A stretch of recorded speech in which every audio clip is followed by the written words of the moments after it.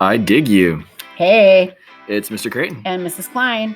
We are here with your Lesson 29 podcast, you guys, which is all about the Incas. You can find it in your history book on page 409. If you have your history book open on 408, you see an awesome picture of Machu Picchu.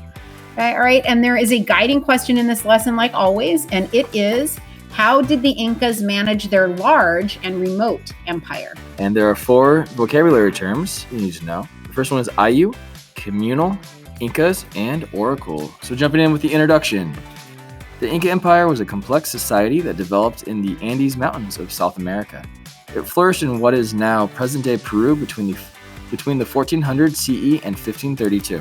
All right, from north to south along the South American continent, the Inca Empire stretched for over 2,500 miles and included millions of people.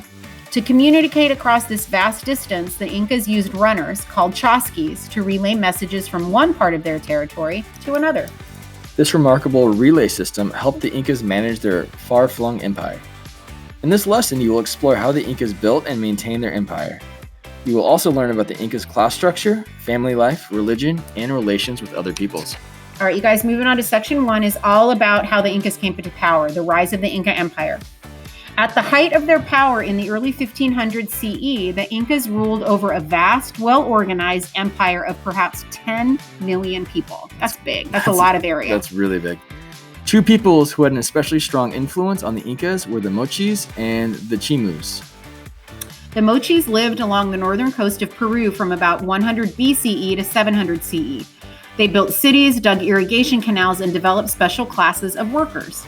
The Chimu kingdom in northern Peru flourished during the 1300s and 1400s. Like the Mochis, the Chimus built well-planned cities and used elaborate irrigation methods. They also built good roads and created a message system using runners, and the Incas adapted and improved upon all of these advances. The center of the Incan Empire was the capital of Cusco, which was located high in the mountains of southern Peru. According to one Incan legend, the people were descended from Inti, the sun god. The Incas began expanding their empire in 1438 after they were attacked by the neighboring Chancas.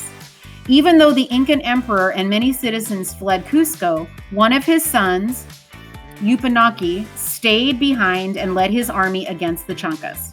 After driving off the Chancas, Yupanqui seized the throne and took the name Pachacuti, which means Earthshaker. That's an awesome nickname. It is an awful like the Earthshaker, all right? Soon the Incas controlled almost every major group in the central Andes region. All right, now we'll talk about all those roads and the messengers, you guys.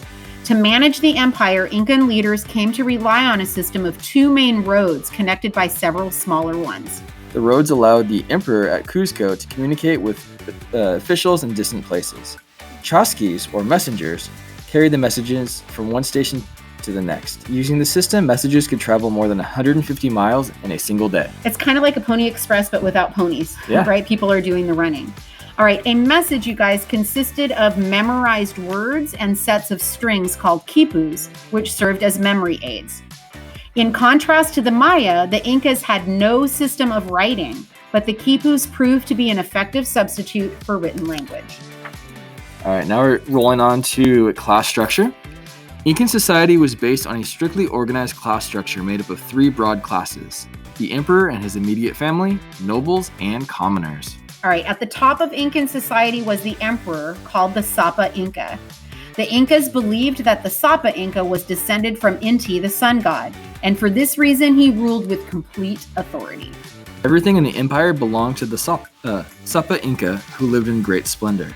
The Sapa Inca could have many wives and hundreds of children, but he had one primary wife.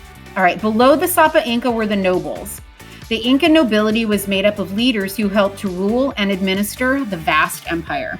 There were 3 main classes of nobles: Capa Incas, who were considered relatives of the emperor; Hahue Incas, who did not share the royal blood; and Curacas, who were leaders of people conquered by the Incas.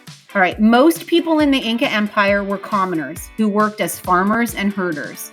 The Incas did not practice slavery in the usual sense of the word.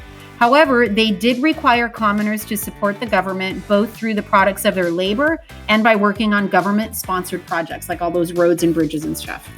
Incan farmers grew a variety of crops. The most important crop was the potato, which could survive heavy frosts at altitudes as high as 15,000 feet above sea level. Incan farmers were required to give most of their crops to the government, which placed the crops it collected in storehouses throughout the empire. And then it was the government's job to kind of like distribute that out and stuff like that. All right, let's find out a little bit about family life. Families in the Inca Empire belonged to larger groups or clans called ayus. The ayu was the foundation of Incan society. Each ayu had its own farmland and homes, but the ayu did not own the land. The government loaned land to the ayus for living and for farming, and the people of an ayu then worked this communal land cooperatively to grow crops and produce goods. The households of the ayu came under the authority of a series of caracas. One head of household ruled every 10 households. One of the functions of the caracas was to make sure ayus paid their taxes. All right, most Incan children were born into ayus of hardworking commoners where they learned about their responsibilities really early in life. The children of most commoners did not receive any formal education.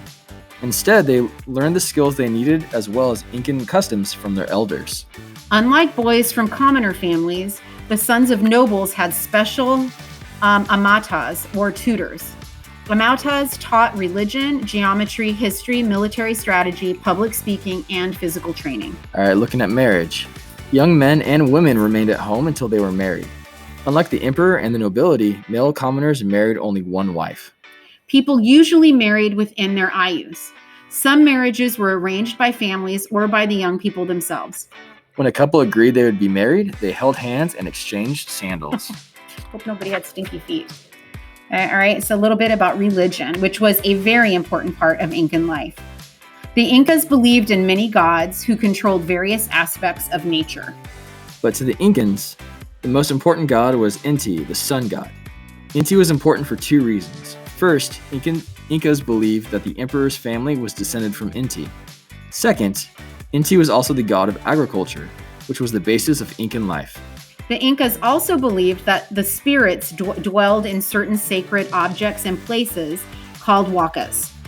The Incan religion was highly formal and required a large number of priests to conduct rituals and ceremonies. The most important temples were those dedicated to Inti. Like the Maya and the Aztecs, the Incas offered sacrifices to the gods. In many rituals, the Incans sacrificed live animals. The Incans also practiced human sacrifice, but only on the most sacred occasions or in times of a natural disaster. In addition to performing rituals and sacrifices, priests practiced divination, or the art of predicting the future. For example, a priest might ask an oracle when the army should attack another tribe. Okay, all right, now a little bit about chosen women and religion. A unique aspect of Incan religion was the role played by women. Selected girls were honored as chosen women and taken to live in convents where they studied Incan religion. Some went to work in temples or shrines, while others became convent teachers called mamaconas. Still, others went to Cusco and became the wives of nobles or secondary wives of the Sampa Inca himself. A few chosen women were sacrificed at important religious ceremonies. All right, moving on about relations with other peoples. The Incas had several methods of bringing other groups of people into the empire. The delegate explained that the tribe could join the Incan Empire and enjoy peace and prosperity, but everyone understood that the alternative was war with the strong Incan army. All right, if a tribe resisted, the two sides met in battle. The fighting often cost the enemy tribe many of its men, and the Incas usually won. Becoming part of the empire meant adopting Incan ways. While the tribe could go on worshiping its own gods, it had to accept the Incan gods as the most powerful. All right, meanwhile, the Incas took an important religious object belonging to the tribe and kept it in Cusco. Despite these efforts, sometimes the Incans failed to bring a tribe fully into their empire. The government forced some rebellious tribes to move far away and then settled loyal members of the empire in their place. All right, to review you guys briefly, the rise of the Inca Empire. In the 1400s, the Incas began rapidly expanding their power from their capital city, Cusco. Eventually, they created a huge empire that extended almost the length of the Andes. An impressive system of roads and messengers helped the emperor manage his vast territory. Class structure, family life, and religion.